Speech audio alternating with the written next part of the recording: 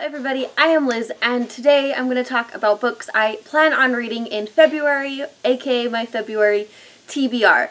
Now, I don't typically stick to TBRs. I rarely get off track as I'm such a mood reader, but I am going to try to stick with these books as I'm pretty excited to read them and I definitely want to read them.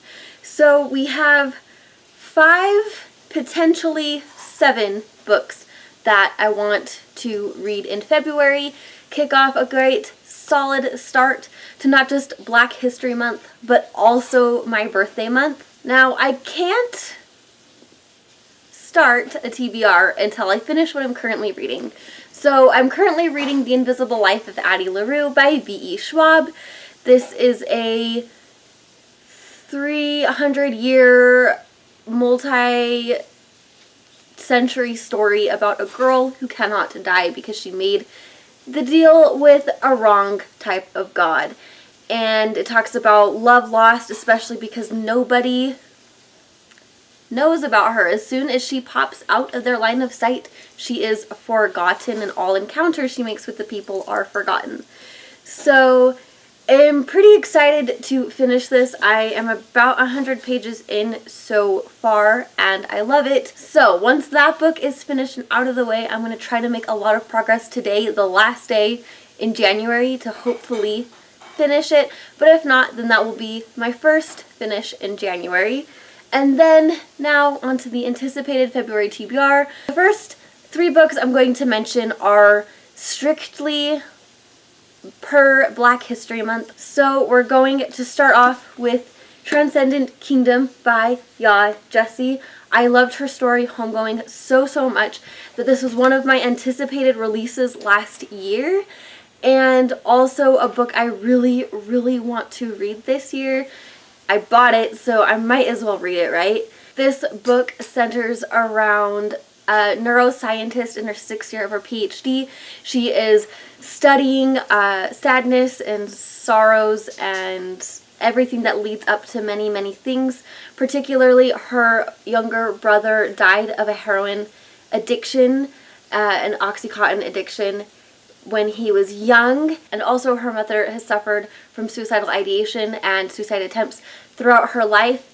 And so she is using her degree as a neuroscientist to study reward-seeking behavior in mice in order to really unlock addiction, depression, and all those other types of behaviors that create sorrow in our lives. And it sounds so good. The next 2 books, I am probably going to have you guys pick which one to read. I don't think I will realistically get through both, as they are both non-fiction for Black History Month, but we'll see what I do. I am leaning towards one more than the other, but we'll see. Leave me a comment down below if you think I should read one over the other. And those 2 picks are Why I'm No Longer Talking to White People About Race by Rennie Edo-Lodge, and also So You Want to Talk About Race by Ijeoma Oluo. One of these books, I'm kind of leaning towards this one, So You Want to Talk About Race, but I really want to hear your feedback. If you've read any of these stories, let me know which one I should pick up, which one is either more thought-provoking or really made you think about race in especially America, but race overall in everything. Let me know, because I'm picking up one of these this month. I'm just not quite sure which one. The next 2 books I have on this list I really want to focus on because they are on my lists for series I want to finish or get through this year, and also on just backlist books I want to get through this year, because I do want to continue the ball rolling, try to clear the amount of unread books on my shelves and also uncompleted series I have. So that is why we have these next 2 stories. First up is Unravel the Dusk by Elizabeth Lim. This is the 2nd book in her The Blood of Stars series, and I really need to read it and get through it. I love this. The first book, Spin the Dawn, so much last year that I have the audiobook for this. I am planning on getting through it and binging it hopefully I get through it really, really soon. The next is You'll Miss Me When I'm Gone by Rachel Lynn Solomon. This is the book, the standalone contemporary adult story that I had on my backlist books. This topic centers specifically around Huntington's disease, as we have two sisters that are old enough, they're in college, they're trying to live out their adult lives, but they are finally old enough to test to see whether or not they do have Huntington's or not. And we find out that one sister is positive, the other's negative. We're not quite sure which one based upon the synopsis, so we'll figure it out in the story. One sister is seeking a career in music to be a soloist. The other sister is seeking a career in medicine, specifically surgery. So she's starting her, I believe, first year in medical school, or at least applying for medical school. I'm not exactly sure which one. It also talks a lot about Jewish ancestry, as the sisters are Jewish.